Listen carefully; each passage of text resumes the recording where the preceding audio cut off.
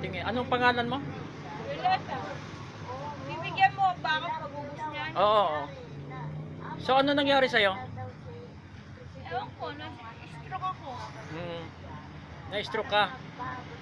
So, ngayon ay iinumin mo yan yung ransom hanggang maka-recover ka at susuplayan kita libre, walang bayad hanggang gumaling ka. Ito ay idodokumento natin para mapatunayan yung visa ng ransom. So, ito yung ano, yung before. Ito yung lagay mo before at after 1 month kukunan ulit kita para makita natin ang kaibahan. Okay? Okay sa'yo? So, tiga saan ka? Anong lugar ito?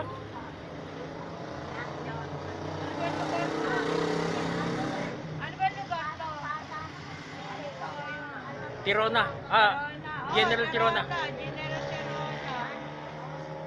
Bagong baryo. General Tirona, bagong baryo. Caloocan City. Oh, sige. Okay. So, isasama ka namin sa panalangin at nawa ay pagalingin ka ng Panginoon. Oo. Salamat po sa akin. Ha? Hawak mo, ipakita mo. Dito. Okay, salamat po.